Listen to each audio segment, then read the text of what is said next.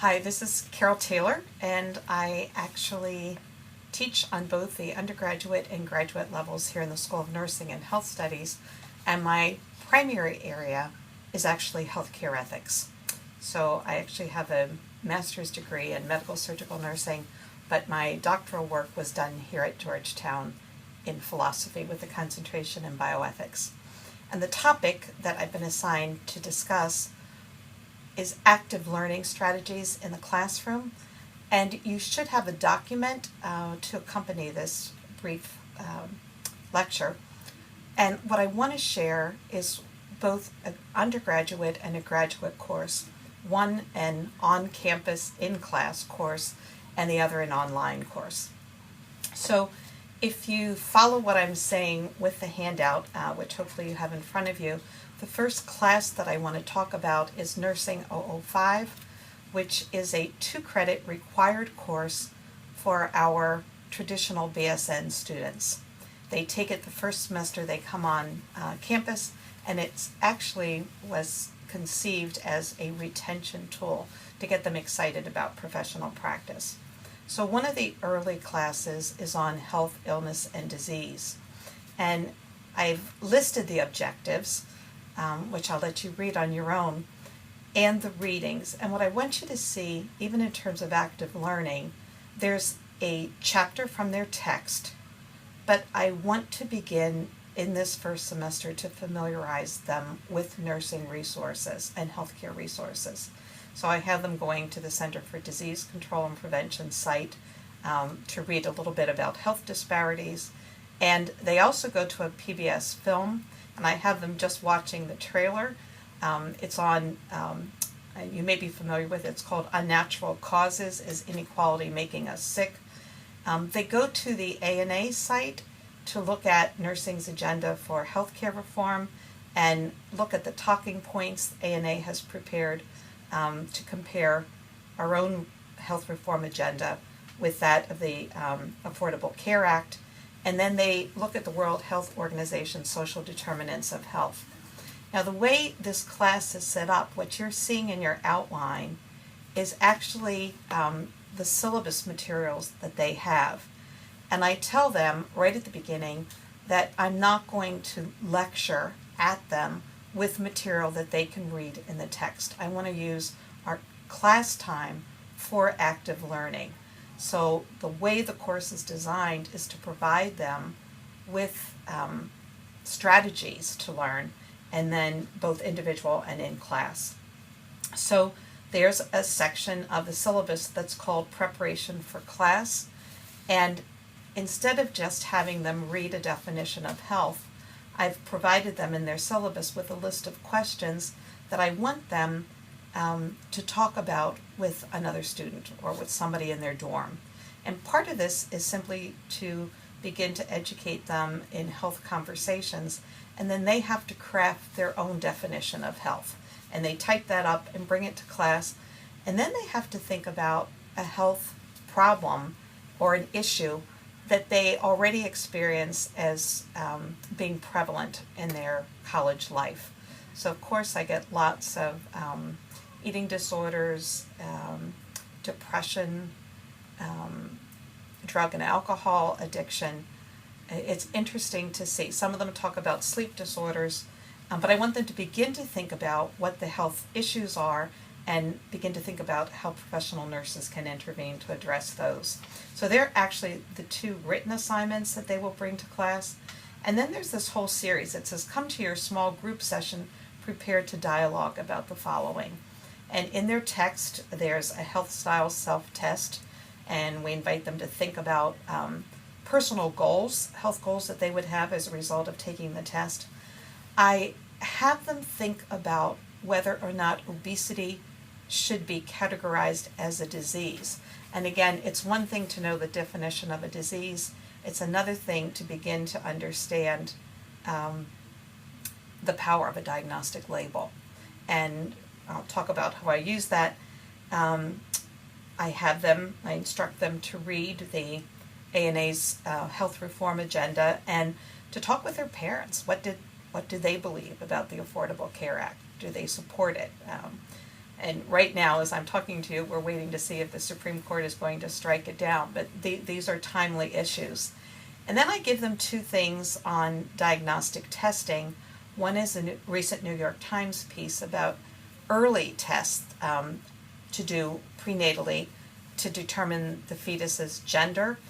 I think they can be done now at 7 weeks. They cost $250 to $350, so they're fairly accessible. And we begin to talk about whether or not it's good that those tests are widely available and how they might be used and what the nurse's role might be in terms of counseling about them.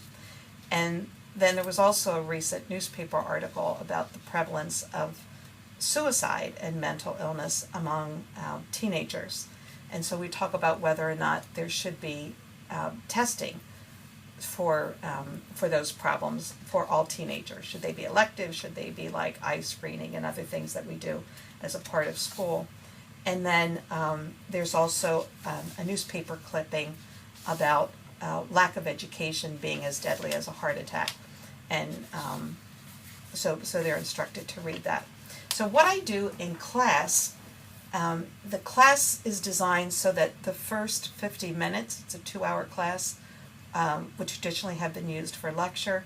And then the second half of the class, we break them up into small groups and we do more class activities.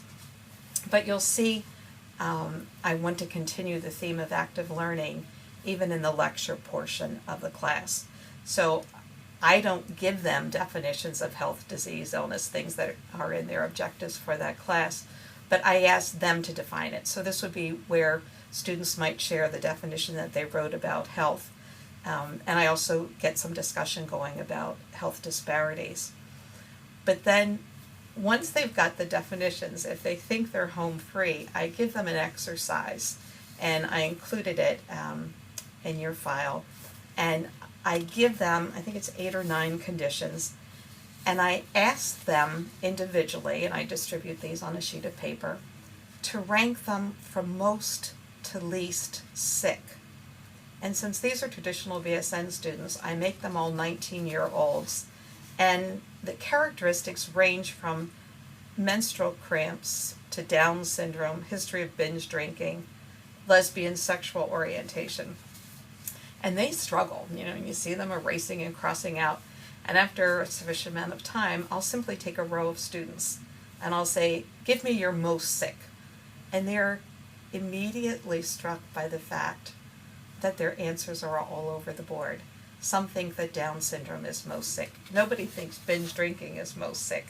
Some think juvenile diabetes. And then I'll say, give me least sick. And in today's world, almost everybody, but not all, would say lesbian sexual orientation is least sick. And so then it allows me to engage in a discussion. I'll say, so you think a lesbian is sick? And they'll say, well, no, we don't think a lesbian is sick, but you made us identify least to most sick. And then I get into a discussion with them about, so you're going to do whatever anybody tells you to do. And then I also talk about the DSM.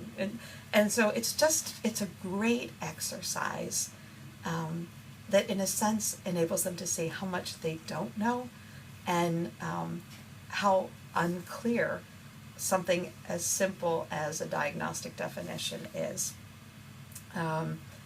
I talk in class a little bit about health status, beliefs, and behaviors, and this is a great place to get into culture and how it influences health.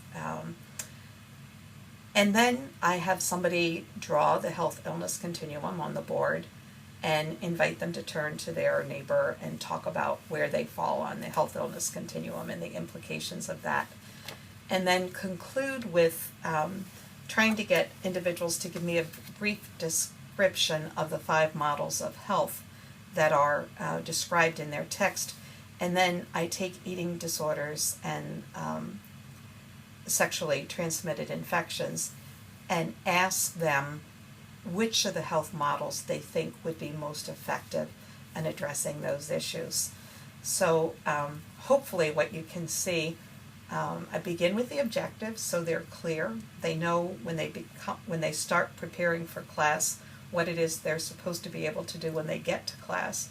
And then once they come into class, the conversations all rotate around those themes. When we break up into the small groups, and these aren't hard and fast, and I have a colleague who teaches with me, but some of the activities, they discuss the health self-test that they took, and I invite anybody who wants to share, positive learnings, health goals, etc. We can have them report on the health issue they identified on campus. Usually I get them involved in a debate about whether or not obesity should be classified as a disease. And again, I think sometimes they're surprised that some of them are strongly in favor of it being categorized classified as a disease, and some not. I have them talk about the Affordable Care Act, and if there's enough time, to talk about the screening for diseases. So that's an undergraduate class where we meet live in a classroom. The next class that I wanted to share with you is the graduate healthcare ethics class. And I took one of the modules, which is actually on ethical challenges at the end of life, life-sustaining medical treatment, and medical futility. And I was somebody who thought that I would never be able to teach ethics online. But the way we're doing it here at Georgetown with the synchronous sessions, it's been amazing. And I think one of the things that I've really appreciated as a course architect is how we can use the platform to develop active learning strategies, both, again, that students can use individually as they prepare for class, but that we can also use when we gather online in the Adobe Classroom. So what I've given you on the handout, again, are the objectives, because we utilize the active learning strategies so that students can achieve the objectives. And here I'll read them. They're shorter. One says, describe communication strategies to clarify treatment goals for the seriously ill and or dying.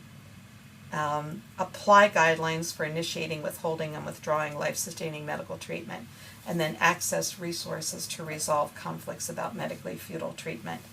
And if you look at the things that I've asked them to read, I don't use a text for this course. I don't think there's any one text that does what I want it to do, and there are so many materials available in the literature as well as in the media. So the required reading here are three articles, and then there's some suggested readings. One of them came from the New Yorker, one is from Health Affairs, one is from actually a Jesuit magazine or journal called America. So they have the readings, but then I actually added to this course heading called preparatory activities. And these are the active strategies that they engage in if they want to come prepared to the live session to engage with their colleagues. In this class, 40% of the grade is allotted to participation, so they learn quickly. This particular week, they have an option of doing 4 out of 6 short written assignments. And the written assignment for this week says, if you selected this assignment as one of your written assignments, it refers them to the description of that. So that's a prep activity. The second, there's this Solmacy article, which is a very thoughtful piece, and in it there are 4 natural law principles that apply to decision making about life-sustaining treatment. And I asked them, reflect on how these principles would apply to decisions you and your family might make as you respond to the challenges of being diagnosed with a life-threatening cancer. Consider treatment options. Decide whether or not to enroll in a research trial. So again, it personalizes what they're reading, and they have to think about how these concepts would apply to them, and then begin to think about how they would counsel families who are going through these same experiences.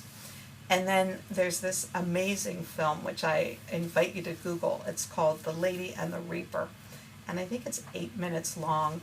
It was shortlisted for Best Short Film at the Oscars several years ago. I don't think it got it, but it's a humorous look at death fighting the ER doc and nurses, as this little old lady tries to die.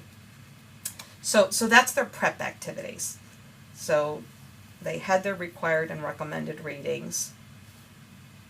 We've given them a short written assignment if they choose to do it this week.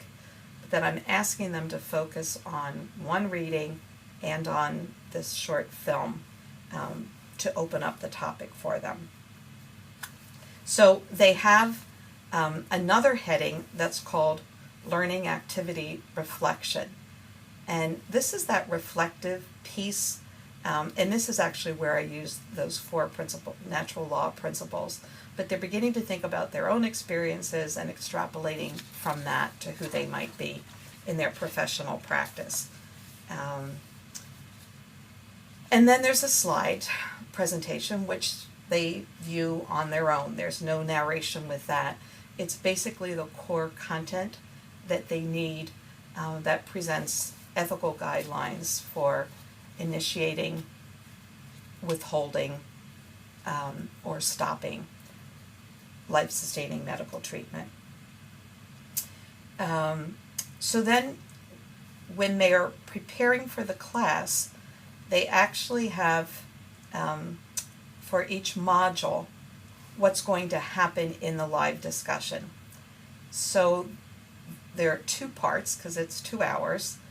Live discussion 1 here is about the written assignment. So whether or not they did the written assignment, they need to come prepared to talk about, and this is an actual case, and it says you're a nurse practitioner in the neuro ICU, and it's about a 53-year-old patient whose daughters have to make decisions. And I think it's I don't know if this one is the trach and peg or it's about a feeding tube, but what's interesting here is they have the students, in either doing it written or talking about it orally, I'm asking them these questions. What is the essential content to be addressed in the conversation with the family? Identify 4 or more themes. Then identify 4 or 5 objectives for the meeting with the family. And here's where we say if we don't know what we want to achieve in a particular meeting, we can't evaluate whether or not we've done a good job. So we need to be clear about that.